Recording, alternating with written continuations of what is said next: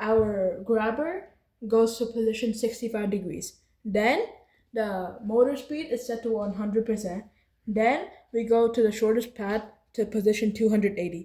Then we set the movement speed of both motors to 50%. Then we set movement motors to E and C. Then we show the bar graph in full screen. Then we move straight for 4.5 rotations. Now let's talk about the gyro turn. So first we set the movement speed to 10%. Then if the angle is less than 0, then we set the yaw angle to 0 and start moving left with full power. We wait until the yaw angle is equal to 53 degrees and then we stop moving. Then, or else, we set the yaw angle to 0 and start moving right with 100%. Wait until the yaw angle equals whatever values in the angle block. Then we stop moving. After that, we set the movement speed to 50%.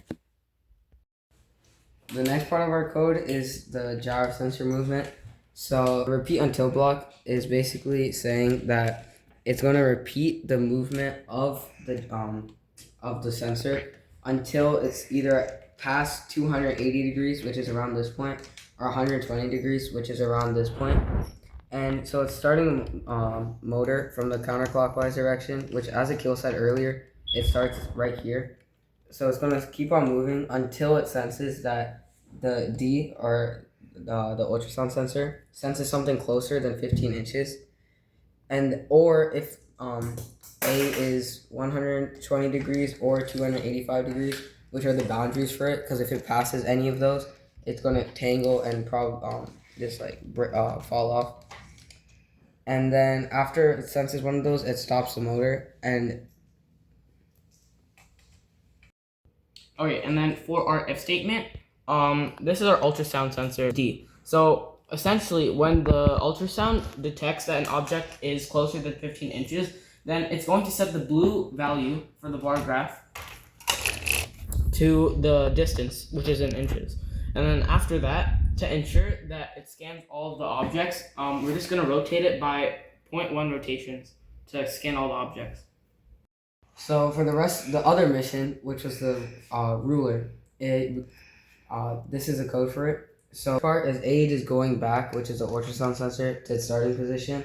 Then it's going to gyro turn left, which, as Akil said, it's going to be in the negative values, which makes it turn left to get the most efficient turns. And then we're going to move straight 2.3 inches, which we found is the best for trial and error. And then F is going to turn counterclockwise 0.8 rotations, which is going to basically, because we're starting in this position, it's going to lift it down. And then after this, F is going to move 0.5 rotations back up to get around and then it's going to move back 0.5 rotations, turn 90 degrees, move forward 2.5, turn another 90 degrees right, and then start moving forward until it senses that B is colored blue, where it stops moving and then moves forward a set 1.3 rotations to get it back into the home location. And that's our code.